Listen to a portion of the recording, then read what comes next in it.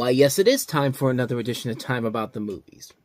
I don't know why I decided to open it like that, but just to change up a little bit here. But anyway, it's February 10th, 2006, and you know what? The doldrums of the usual dumping month of January, early February are fading away as we're now getting into the movies that the studios believe in. Whether or not these movies are actually good or not is to be determined, but we got a pretty good slate for this particular week. We've got Steve Martin reviving a classic comedy franchise. We've also got the third installment of what was supposed to be the last film in the Final Destination series. One of the greatest children's stories of all time comes to life in an animated feature. And Vision basically forces Indiana Jones to rob a bank for him.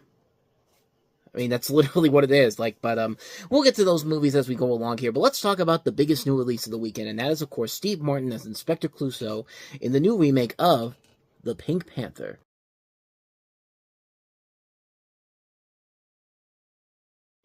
So yeah, this is a remake, of course, of the classic 1960s Pink Panther movies that made Peter Sellers. You know, he made those movies the great movies that they were, not only with him and Blake Edwards, but, the original Pink Panther is one of my favorite comedies of all time. So, yeah, needless to say, there is a lot going into this movie, and not surprisingly, the film didn't do so well with critics, but it did eventually become a success at the box office, even though it was tossed around the release schedule for a little bit here. But then again, that was mostly because of what was going on with MGM itself, because they were kind of in the middle of, abandoning their solo studio status and working with other studios in general. I think around this time they were with Sony Pictures, and that's why the movie kept getting pushed around here. That trailer I showed you, though, is from actually late 2004, and I remember that because I saw that trailer during Lemony Snicket's A Series of Unfortunate Events back in December of 2004. But in this movie, you have Steve Martin as Inspector Jacques Clouseau, who's assigned to solve the murder of a famous soccer coach, as you see there, played by Jason Bateman. Not Jason Bateman, good lord, Jason Statham. Sorry. Jason Statham is the soccer coach, and the theft of the famous Pink Panther diamond. You also have Kevin Kline as Commissioner Dreyfus, Chief Inspector Dreyfus. You also have Beyonce Knowles. You have Emily Mortimer playing the girlfriend of Steve Martin's character in this, and Jean Reno as his partner. And this was directed by Sean Levy. This is actually one of his two movies released in 2006. But then again, this was a film that was pushed back from originally 2005 release, because later in the year we had Night at the Museum. But I've kind of talked a little bit about the Pink Panther on this particular show when we looked at Son of the Pink Panther back in '93, and yeah, it wasn't a great movie overall. But this one, I still don't think it's a great movie. It's definitely not the original Pink Panther, because the original Pink Panther still is very, very good and still very, very well done. The Peter Sellers movies are classics. You can never do anything really to replicate them or do something new or do something different with them. I mean, you would really need to get somebody like a Taika Waititi, or get somebody like a Lin-Manuel Miranda to play Inspector Clouseau. You need to just do something unique and different with the Pink Panther to really give it a good, refreshing revival for a new generation. I think they are still working on one, but it's going to be like a live-action CG hybrid, which, I don't know. I'm not the biggest supporter of that idea in general here. But for this movie in particular, I think they did a good enough job. And I think it works mostly because Steve Martin is very committed to the role of Inspector Clouseau. I think the cast overall really is good. I think there is a lot of good talent involved in here. Kevin Kline will usually never turn in a bad performance in a movie, even if it's a bad film in general. Jean Reno has a great chemistry with Martin as his partner in this. Emily Mortimer has a nice little role in here, playing the girlfriend to Clouseau in this. And Beyonce Knowles, she doesn't really have a whole lot to do in general, but in the little scenes that she's in, I thought she was okay in here too. There's a lot of great overall bits of entertainment value in the movie. There's a lot of good comedic moments in here that do work in general. Do I think it's on the level of what the original classics were like? No, but I think for what they were trying to do, I think it's very well done. There's one scene I always remember from this where, it's like this random subplot that kind of comes out of nowhere. Clouseau goes to this bar at this fancy restaurant and sees this guy who is played by Clive Owen. He was in an uncredited role. I guess they were trying to make him look like he's James Bond because he's an MI6 agent. And I don't know if he was rumored to be James Bond at some point, or maybe this was kind of a joke in general to that. But there's this random moment where he goes to him and he's just inside of there, there's these bad guys known as the Gas Mask Bandits, and Steve Martin goes like, "Oh my God, the Gas Mask Bandits!" And like, for some reason, Clive Owen's the one that does the job for him, and he all of a sudden becomes a hero, and it's just like, it just really comes out of nowhere. But it works because Clive Owen is so committed to the role, and again, it's Steve Martin that really is putting all the effort into it. Like, it's a film that is can be well done at times, but like, it definitely feels like a film that very much was chopped up, because supposedly this was supposed to have more of a raunchier tone to it. I think that the reason why this film got pushed back, as I'm looking at here, is that it was actually Sony who did this when they picked up MGM. They said that it was heavily edited and key scenes were reshot in an effort to create a more family-friendly feature, which the original Pink Panther is not really much of a family-friendly feature. I know it's got the G rating, but then again, it was a 1960s movie. Even the most hardcore movie that would be PG-13 nowadays got a G rating back in the day. Hell, I think there were horror movies back in the day that had G ratings to them. I mean, that's how lax the MPAA rating system was back in the day. But as it says here, with the recent acquisition of MGM at the time, we wanted to give our marketing department an opportunity to launch this very important franchise. We've seen the movie, we really love the film, it's a franchise we believe in, and we're really excited about it, and Steve Martin is great as Clouseau. Well, I mean, they're kind of right on some elements to it, but I really would like to see that raunchier version of it. I mean, I feel like that this film could have been so much better if they went with a more raunchier tone with it. Like, this director, Sean Levy, we've talked about his movies before. He's a good comfort food director. Like, he's a guy that never really has to go above and beyond, except when he does. It usually will deliver a mostly entertaining film. I'm not expecting him to do anything that grand or spectacular or anything. I mean, nowadays we can probably expect it, because he's worked so well with Ryan Reynolds with a couple movies that he's done with Free Guy, The Adam Project, and recently, as at the time that's coming out, Deadpool and Wolverine. But it feels like when you watch this, you do feel like Sean Levy has an idea about how to make the Pink Panther work for modern times. I mean, it does feel like he has a love affair for the Pink Panther series in general. When you watch the film and also watch the deleted stuff that you can see, there was originally supposed to be the CG version of the opening animated credits, which they use more of a 2D animation style here that's made by Kurtz and Friends, who have done a lot of opening credit sequences in the past. I think they did Honey, I Blew Up the Kid back in the 90s, but like, he has a clear idea of how to modernize the Pink Panther for a new generation, and it really would have been interesting to see what he would have done, what this film would have been like if they went with a more raunchier tone to the film. But as it is, like, the family-friendly route, I personally don't like the fact that it goes down that route, but as it is, I think it's fine for what it is. I think it is a very solid film overall. I think it's a very entertaining film that if you go into it with the right mindset with it, I think you can find a lot there to appreciate about the movie. I think there is a lot there to really like about it, and I personally really enjoy it. I still think it holds up after all these years. It still has a lot of funny moments in there that I still think do hold up very well. But as far as saying it's a great movie, I'm not going to go that far. I would say watch the original Peter Sellers movies first before you delve into these films. But this is definitely a lot better than what they tried to do after Sellers died. Like, Curse the Pink Panther and then Son of the Pink Panther. This definitely is much better than those movies. I can tell you that for sure. But don't worry, they'll find a way to screw it up with the next film, because they'll do another one in 2009. We'll get to that one eventually. But before we get to that, we still have to finish this week's crop of movies. So let's go ahead and move on to the next film we have here, and that is Final Destination 3.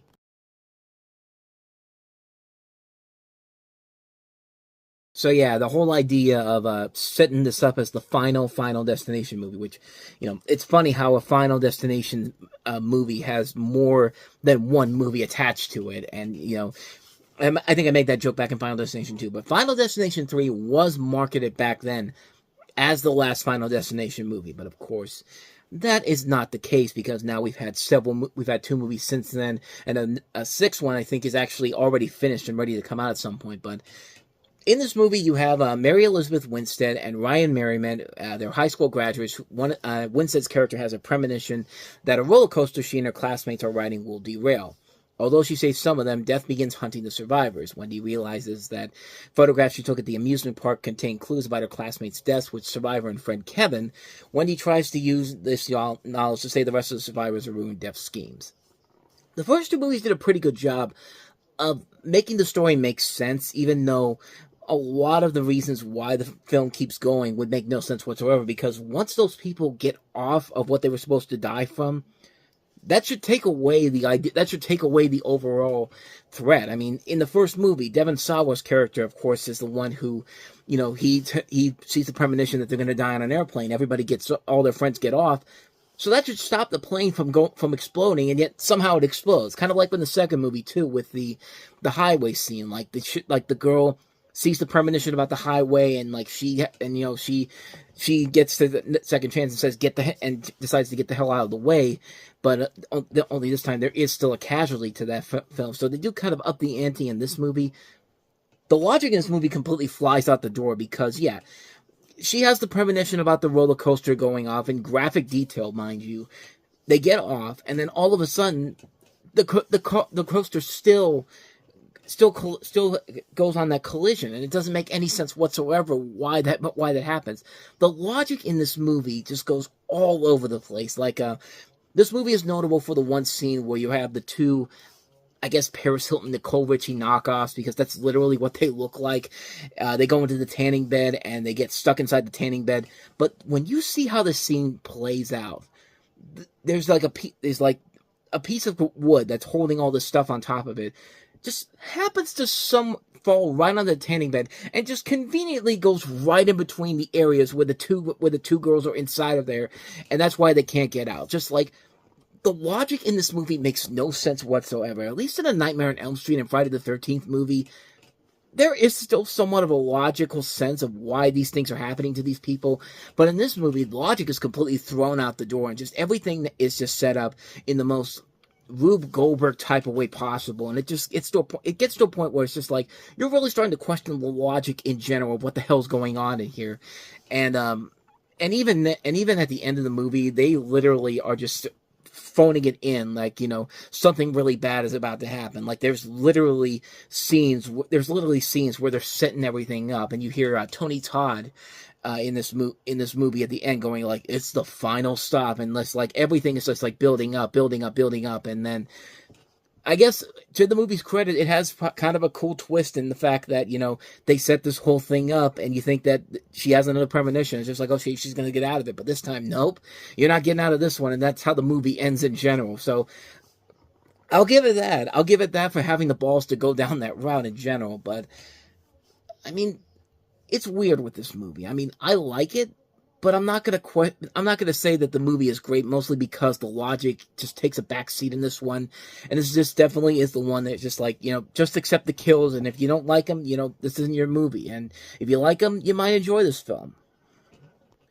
This is a movie that should be as fun as the first two films, but you could just tell that this was the one they were clearly trying to make a quick buck on and making it as cheap as they can, because everything gets dragged out to the point where the film becomes almost unbearable, and it just gets to a point where it's just like, you can't take it anymore, because everything that they're building up just keeps dragging on and on and on. It's just like, come on, man, just get over it already. And it's just like, it's amazing how this is the worst of the Final Destination movies, even though the fourth and fifth one are more notoriously known for just being stuff that just drags it, just goes way above and beyond.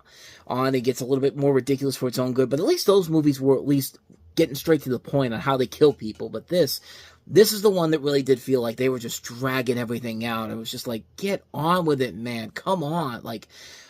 Yeah, needless to say, this is definitely the worst of the Final Destination films. And I can't believe I'm saying this, but yeah, I would rather watch the two sequels that came after this than this movie again, or the first two movies again. This is definitely the black sheep of the Final Destination series, no doubt about that. So that is Final Destination 3. So let's go ahead and move on to our next movie, which is Curious George.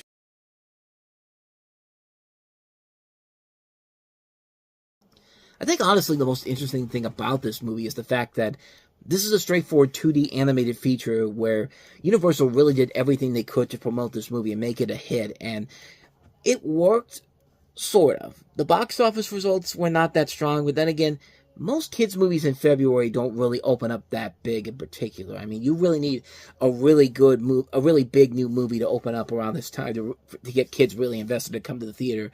And this was kind of pushing it, but still made for a really great movie in general. And the story, of course, based off the series of children's books, follows the man with the yellow hat, who's named Ted in here, played by Will Ferrell, who's a tour guide at the museum, who first befriends a curious monkey named George and starts going on adventures with him around the city while attempting to save the museum from closure. And most notably, it's the first theatrical animated release from Universal since Balto came out in '95. Keep in mind, this was still about 5 years from what before Universal eventually partnered up with Illumination Entertainment with Despicable Me. And this is the first feature film for Imagine Entertainment. And it actually was a project that was in development hell for several years, as this was a film that Ron Howard's company had since 1992. And it was probably convinced years before that, probably as a live-action CG film in general here. But then here they go with a more traditional animation with CG stuff, scenery and objects that make up 20% of the environment, according to Wikipedia here. And of course, as the trailer says, there's songs by Jack Johnson, which the soundtrack was a much bigger hit, I think, than the movie was. And the soundtrack is really, really good. A lot of great songs that you still listen to. You could still hear if you listen to the music in your grocery stores. I know that for certain because I work in a grocery store. But this is a really good movie, man. This is a film that is not just from an animation perspective, which is really great to see a big 2D animated feature on the big screen once again. Of course, I went to see this on the same day as the Pink Panther, and I thought it was definitely worth it in the end. But overall, the movie really is a nice tribute and love letter to the book series in general, because, I mean, you really do buy into the relationship of George and Ted in here. Like, you really do believe that Will Ferrell's character does care about this monkey, throughout the course of the film. And yeah, it's a really nice story they have together here. I think the voice cast overall is really good. Will Ferrell, I think, does a very good job in the role of Ted. Even though there are those Will Ferrell mannerisms at times, screaming at the top of his lungs, because why not? Because this is around the time when he was known for doing that. Drew Barrymore has a nice little role in here. David Cross is a fun little villain role in here. Eugene Levy can be good in here too. Dick Van Dyke has a nice little fun role in here as well. This is directed by Matthew O'Callaghan, too, who also did a lot of stuff you might be familiar with, like the Itsy Bitsy Spider, short from Bebe's Kids. He also did Mickey's Once Upon a Christmas and the sequel Mickey's Twice Upon a Christmas. And this is actually his theatrical feature film debut. I don't think he's done anything else since this, if I'm not mistaken, in terms of theatrical releases. Now I'm kind of curious here. Let me see. I think this is the only theatrical feature film he's directed. But he has done a lot of other stuff you might be familiar with since then. He did stuff for, Cinderella 3, A Twist in Time. He did stuff for Disney's A Christmas Carol. He did those Wile E. Coyote shorts that used to play in 3D in front of Warner Brothers movies. He did a lot of the Looney Tunes 3D shorts they did, like in the early 2000s. But he's done a lot of stuff that you probably have seen before. And, this is a really, really good movie, man. I really enjoyed this one a lot. Even if you're not a big fan of the book series in general, there's just so much to admire about this film in general, from just the storytelling, the animation perspective, the voice casting. It's a nice little film. Like, I think anybody, not just kids, but adults can enjoy it as well. And it just takes you back to a time when this was around the time when 2D animated features were less of what they used to be back in the day. And to see one that really is very well done and works very well to capture the spirit of the book series, I mean, it's kind of hard not to be impressed by it whatsoever. It's a very good film.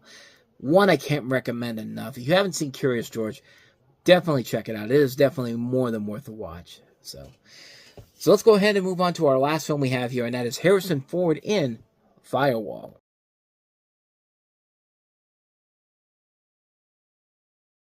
That one time when Vision just completely went evil and just tried to force Indiana Jones to help him rob a bank. I mean, that's literally what the movie is. You have a story where you have, as a bid to pay off his family's ransom, a security specialist named Jack Stanfield, played by Harrison Ford, is forced into robbing a bank that he's protecting. His family gets kidnapped and taken to the middle of nowhere, and it's up to Jack to rescue his family and get the money back. It's also funny because this is the same director that worked with Paul Bettany on Wimbledon, so this is also kind of a sequel. Like, if he and Kirsten Dunst didn't work out in the end, this was basically what his character eventually became, just a bank robber in general.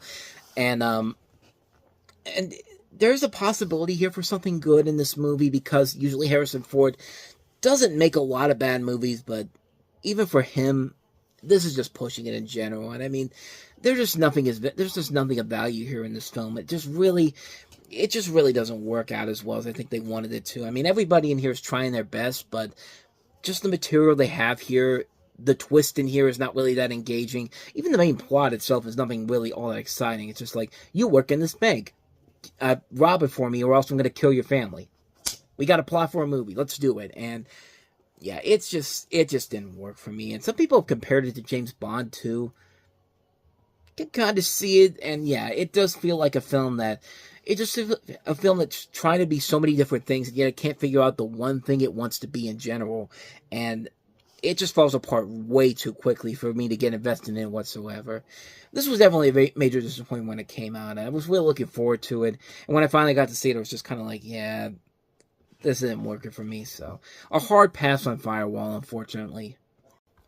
And so, with all that said, we wrap up another edition of Time About the Movies. We'll head to President's Day weekend with 3 movies, including Paul Walker starring in Disney's dog adventure, 8 Below. The first feature film from the 2 of the 6 writers of Scary Movie, who would make some of the worst spoof comedies ever made, and basically kill the spoof movie genre as a whole. Starting with Date Movie, probably their best of their spoof movies, which ain't saying a whole lot in general, but we'll talk about that one as we get to that one. And we also have Samuel L. Jackson and Edie Falco in Freedom Land. So we'll take a look at those 3 movies all on the next episode, and that'll be coming up tomorrow. But until then, thank you so much for watching. And if you want to see more videos like this, please hit the plays on the next page, check out the previous episode, and also don't forget to hit the like, subscribe, and notification button to get updates on when new videos come out. We post here every day. So with all that said, I am off. I will see you guys tomorrow, and with all that said, thanks for watching. I'll see you next time. Take care.